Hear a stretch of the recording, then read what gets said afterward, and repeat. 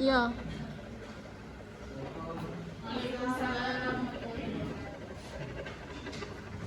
Gimana kabarnya hari ini adik-adik? Oke, sebelum saya melanjutkan pembelajaran, silakan adik-adik mengatur tempat duduknya dan untuk sama yang berserakan silakan ikut.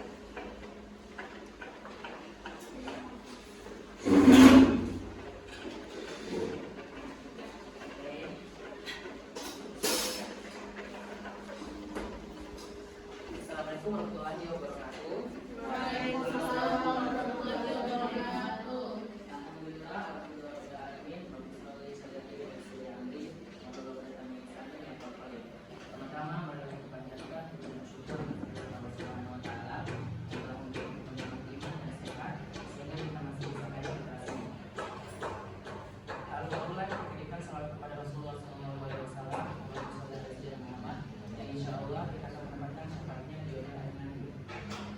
Sebelum saya melanjutkan pembahasan, mari kita terlebih dahulu membaca doa sebelum belajar, dilanjutkan dengan surah An-Nas. Silakan perkenalan ini teman-teman. Oke, teman-teman, sebelum kita mulai pembelajaran, kita bersama-sama membaca doa.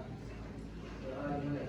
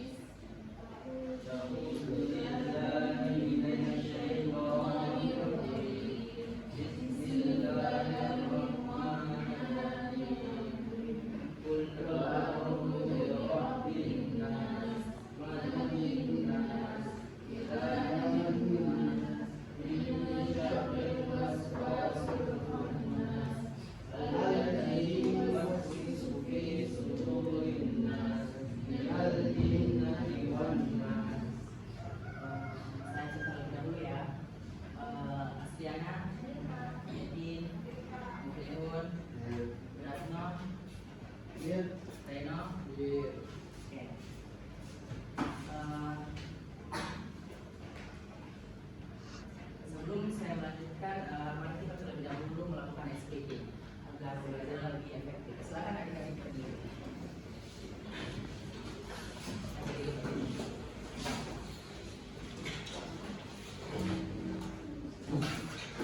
Oke, instruksi kali ini ketika kata yang diawali oke, maka silakan adik-adik melakukannya. Bisa dipahami? Oke, baca dulu ya. Silakan pegang kepala. Oke, silakan pegang pundak kalian.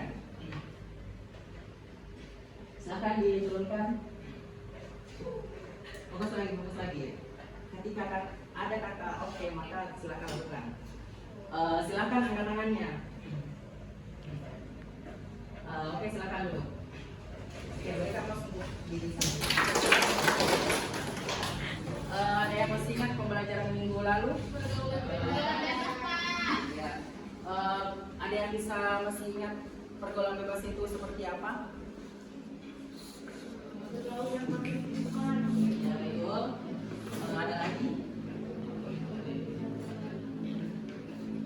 Ya, materi kita hari ini masih bersangkutan dengan pergaulan bebas, yaitu menjauhi perkelahian pelajar.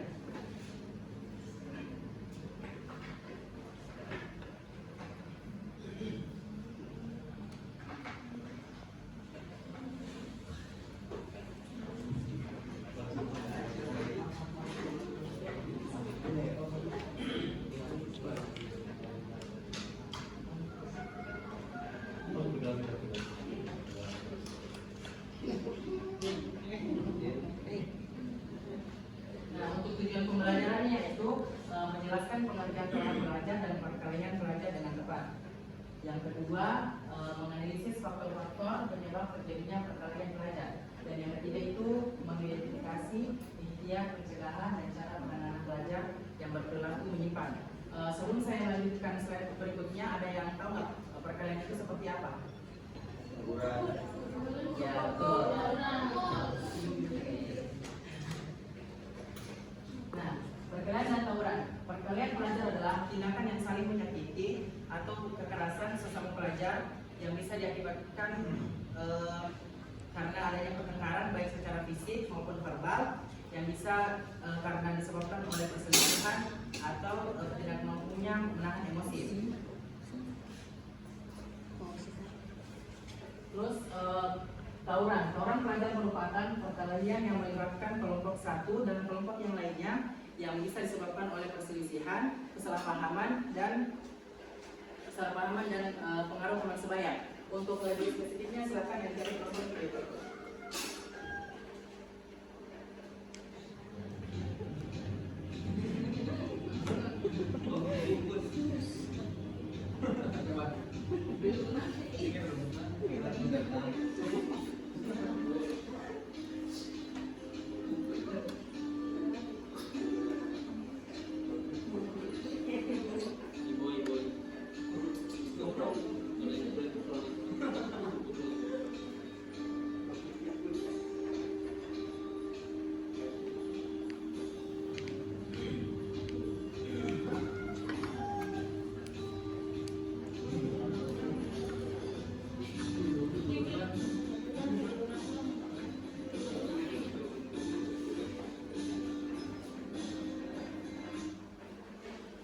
Sebelum saya melanjutkan di pembahasan berikutnya, kira-kira ada yang bisa ambil kesimpulan faktor apa yang bisa menyebabkan sehingga bisa terjadi seperti video di atas? Terus yang lain? Oke, kita lanjut ya. Nah, ada beberapa faktor penting adanya perkelahian pelajar. Yang pertama itu keputusan yang salah atau rational choice. Keputusan yang salah ini maksudnya yaitu ketika seseorang diejek, dia lebih memilih untuk menghajarnya ketimbang berbicara dengan baik-baik. Misalnya si A ini diejek dan dia lebih memilih untuk berkelahi daripada membicarakannya secara baik-baik. Terus yang kedua itu lingkungan yang kurang baik atau social disorganization. Maksudnya yaitu jika seseorang tinggal di memang tempatnya yang sering tawuran, maka dia menganggap tawuran itu hal seperti yang biasa. Terus yang kedua itu tekanan hidup, yang ketiga itu tekanan hidup atau strain. Maksudnya yaitu jika masalah atau tekanan hidup yang sering menumpuk, maka bisa menyebabkan terjadinya kemarahan dan melakukan hal negatif. Misalnya si A ini memiliki masalah di lingkungan keluarga dan sekolahnya karena tidak memiliki tempat untuk bercerita, sehingga dia mengalirkan emosinya dengan cara tawuran. Terus selanjutnya itu pengaruh pergaulan teman, cap atau label negatif, dan faktor gender. Sampai di sini bisa dipahami? Atau ada mungkin yang bisa ditanyakan?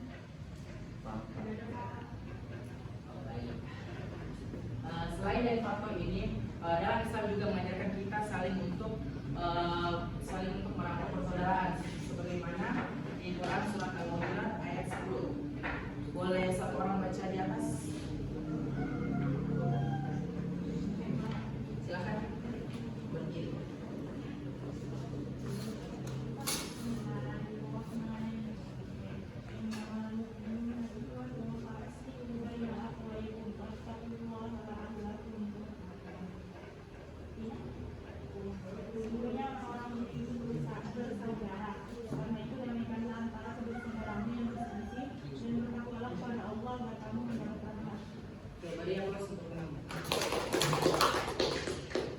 Hikmah dari ayat ini menjelaskan bahwasanya kita sebagai seorang muslim itu harus saling menjaga persaudaraan dan tidak boleh menghakimi. Selain dari itu ada beberapa ada cara pencegahannya. Boleh satu orang baca di atas. Itu 1, beri kesempatan. 2, lanjutkan keluarga yang harmonis. 3, setiap anak dipenuhi. 4, di samping faktor keluarga. Dan 5, bentuk perkembangan pelajar di lingkungan sekolah dengan baik. Oke. Pada poin pertama itu berkesempatan, artinya yaitu kita sebagai seorang guru itu harus memberikan kesempatan kepada siswa untuk mengembangkan bakat dan potensinya. Misalnya si A ini suka berolahraga, maka kita harus arahkan dia ke sekolah ekstrakurikuler. Terus yang kedua itu wujudkan keluarga yang harmonis. Nah, dalam lingkungan keluarga itu kita harus menciptakan komunikasi yang baik dan keluarga yang hangat. Karena dengan komunikasi yang baik dapat mencegah terjadinya hal yang negatif. Karena pada dasarnya itu seseorang yang menyakitkan itu bukan karena dia jahat, tetapi karena mereka kurangnya kasih sayang di lingkungan keluarganya. Terus yang ketiga itu setiap anak itu unik. Maksudnya yaitu setiap anak itu berbeda-beda dan setiap anak itu memiliki karakternya tersendiri. Jadi kita sebagai seorang guru itu tidak boleh membanding-bandingkan siswa. Misal si A ini pintar dan si A ini bodoh, maka kita tidak boleh membanding-bandingkan kemampuannya. Terus yang keempat itu disamping faktor keluarga dan bentuk perkembangan pelajar dari lingkungan sekolah dengan baik. Sampai di sini bisa dipahami? Oke. Nah, selain pencegahan, kita setelah terjadinya hal tersebut, maka kita harus melakukan pengenalan pelajar yang menyimpang. Boleh satu orang lagi baca di atas. Yang pertama kepercayaan, yang kedua kemurnian hati, yang ketiga kemampuan mengerti dan menghayati, yang keempat itu kejujuran, dan yang terakhir mengutamakan persepsi pelajar sendiri. Oke, maksud dari kepercayaannya itu kita sebagai seorang guru itu harus memberikan rasa aman dan percaya terhadap siswa sehingga siswa itu bisa melakukan hal yang baik. Terus yang kedua itu kemurnian hati. Maksudnya yaitu kita sebagai seorang guru harus menasihati siswa dengan baik, bukan karena semata-mata kita ingin memarahinya, tetapi karena kita tulus agar siswa tersebut dapat berubah dengan baik. Yang ketiga itu kemampuan mengerti dan menghayati, atau bisa juga disebut dengan empati. Maksudnya yaitu kita sebagai seorang guru harus bisa merasakan yang dirasakan siswa. Misal kita tidak boleh langsung menghakimi seorang siswa dan kita tidak boleh langsung menjatuhkannya hukuman. Kita harus mendengarkan penjelasannya terlebih dahulu. Terus selanjutnya itu kejujuran dan mengutamakan persepsi pelajar sendiri.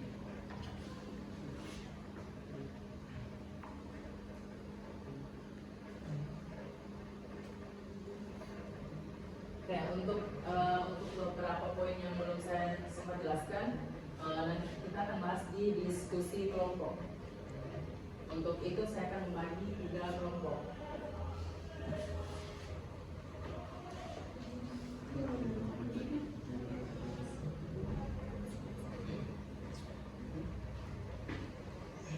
Nah, dengarkan namanya untuk yang kelompok 1, Astriana.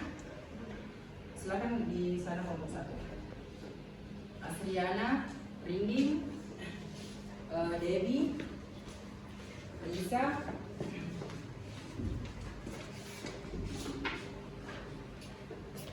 Nadine, Ahmad, Reno, dan Dini. Untuk kelompok 2 yaitu Alia Nursari, Siti Nona, Iis, Wiratno, Fauzan, dan Sofika.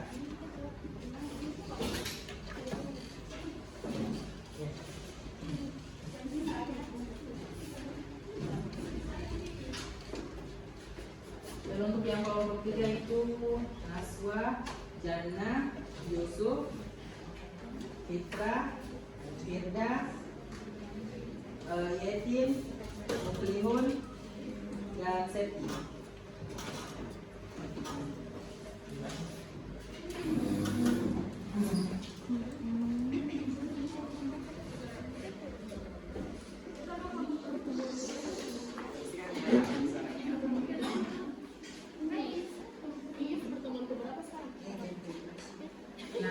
Untuk aturannya yaitu setiap orang harus memiliki pendapatnya masing-masing.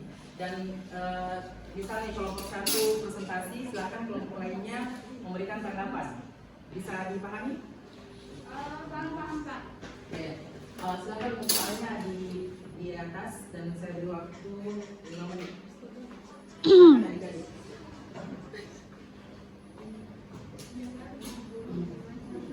Jangan jadi berbagi kasih.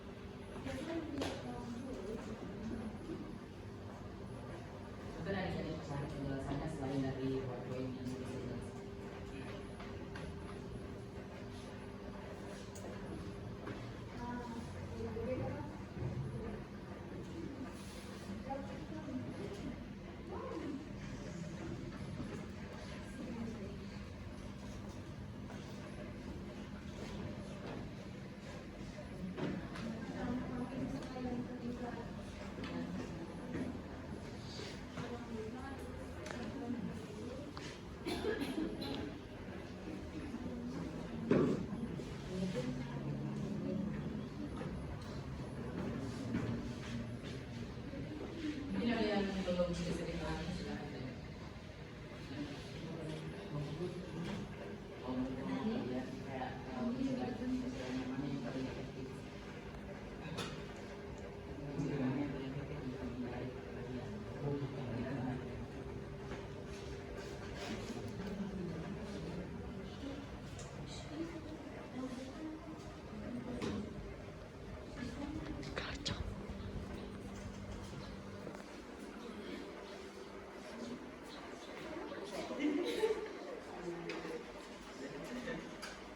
Cocok.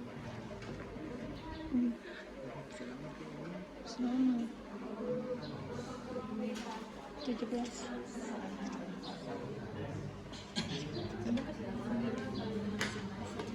Nanti orang itu kayak masing-masing kayak biasanya kayak saling bertanya biar karena kan kalau saya itu diskusinya mulai lama, jadi dia kayak saling berdiskusi gitu.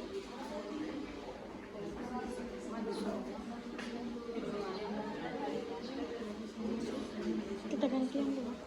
Pokoknya. Tanganmu, Cok. Kelompok lain pertama.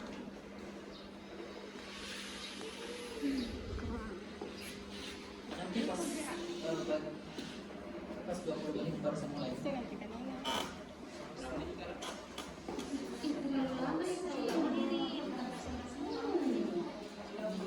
Tidak ada 5 menit itu sekitar 8 menit itu diskusi kelompok, diskusi nanti 2 menit.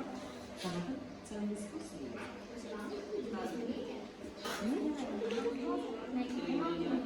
Bukan selama. Video-videonya adik-adik. Siapa? Uci. Nanti dia sasar di mana?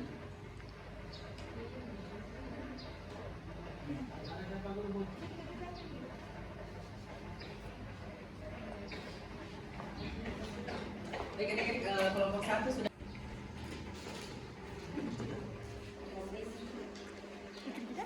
Bu. 19. Mana kelompok 1 sudah siap? Iya. Silakan.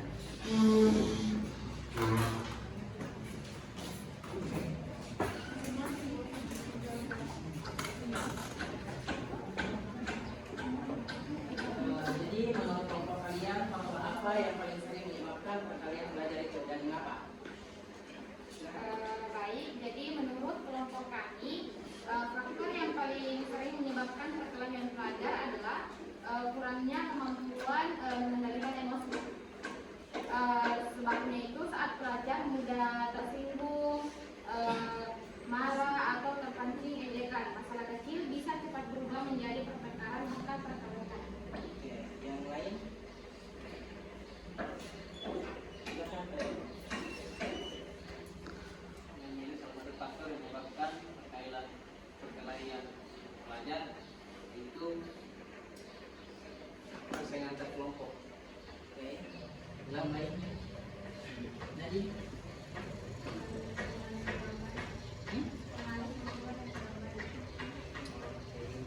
Kalau menurut saya yang paling sering menyebabkan perkelahian pelajar itu faktor gender, terutama sekolah laki-laki karena kita seperti ini mereka sering mengalami. dijawab yang lainnya? Kalau menurut saya itu yang faktor yang paling sering mempengaruhi perkelahian itu adalah kurangnya kontrol dari orang tua. Oke, dari kelompok 1 tadi silakan kelompok yang lainnya berikan tanggapan. Dan bisa juga ditanyakan.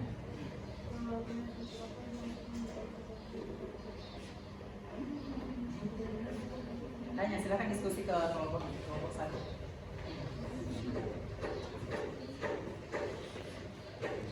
Tidak ada? Oke, berikan aplaus untuk kelompok 1.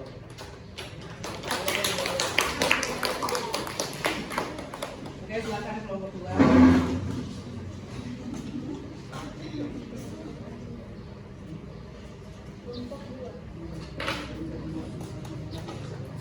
Harus masuk.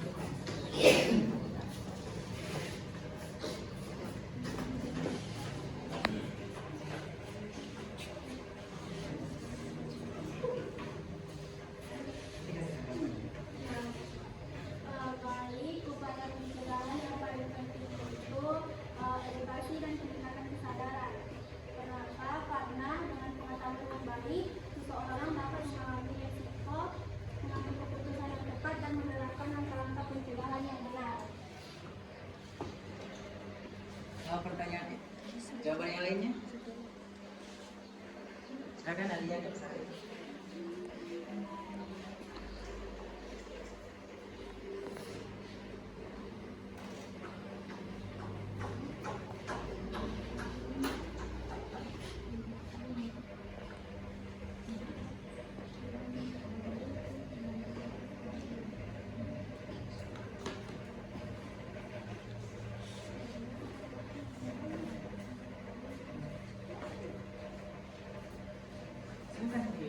Jadi cara pencegahannya itu dengan melakukan pagi-pagi karena kita menyadari bahwa dampak dari perkelahian tersebut. Dan misalkan kalau kita berkelahi ini apa yang akan terjadi? Pasti akan membuat konflik antara teman di sekitar kita. Jawaban yang lainnya? Cara pencegahan itu mengendalikan emosi saat menghadapi masalah. Mengendalikan emosi saat menghadapi masalah. Kenapa?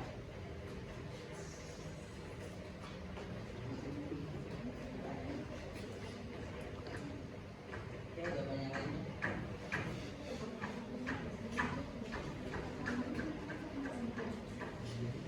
Pengawasan dan pendampingan. Apa? Coba besarkan suara dulu. Memberikan pengawasan dan pendampingan, karena pendampingan memberikan arahan dan dukungan agar seseorang tetap berada pada perilaku yang positif. Ini ada jawaban yang lain? Silakan. Memberikan pendidikan gerakan dan nilai normal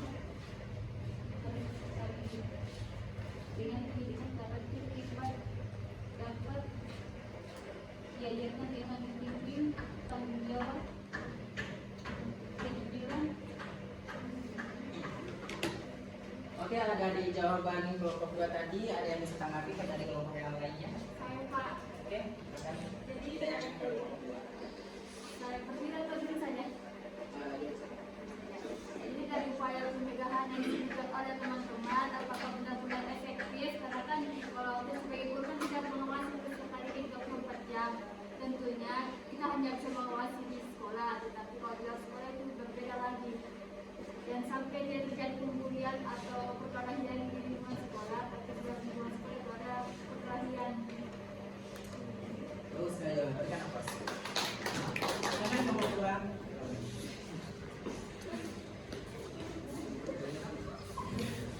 Oke, selanjutnya kelompok 3.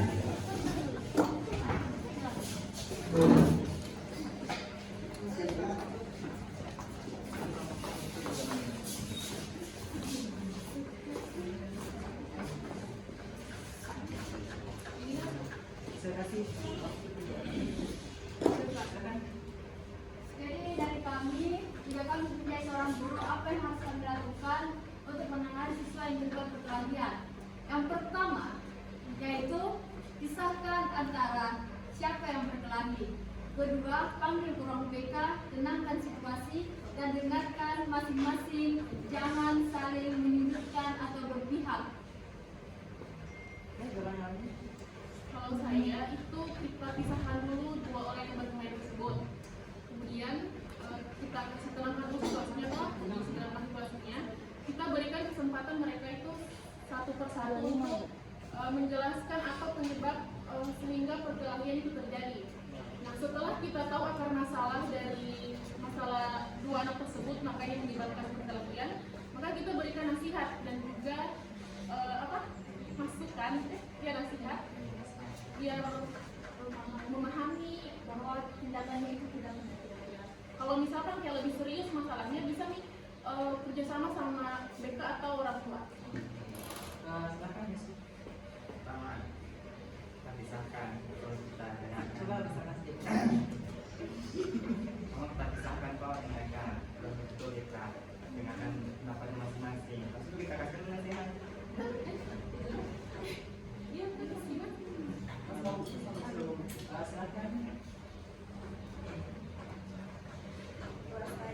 Saya akan segera menghentikan pendapat kecelakaan dan memastikan kedua siswa dalam keadaan aman setelah situasi tenang. Saya akan mengajak mereka berbicara secara terpisah untuk mengetahui penyebab masalah dari masing-masing pihak.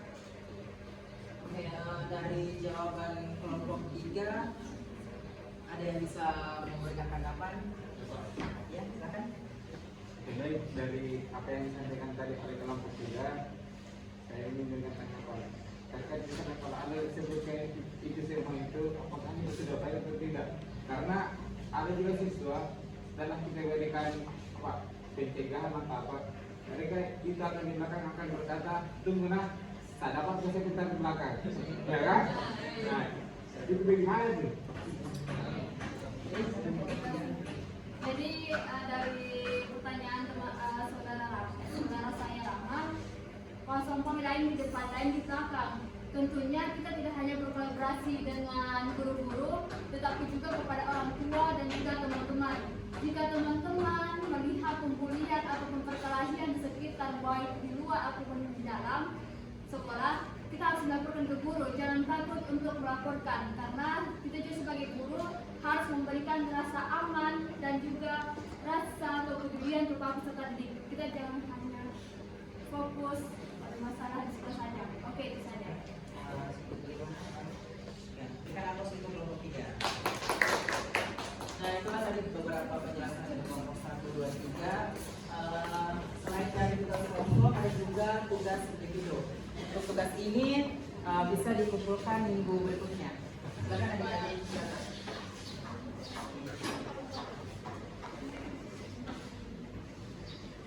Ya, tugas individunya yaitu cari satu contoh kasus perkelahian pelajar dari berita, media sosial atau lingkungan sekitar. Terus nanti kalian jelaskan penyebabnya, dampak yang ditimbulkan dan cara pencegahannya. Kalau bisa bisa dikaitkan dengan Quran tadi, surat Al-Hujurat ayat 10. Bisa dipahami?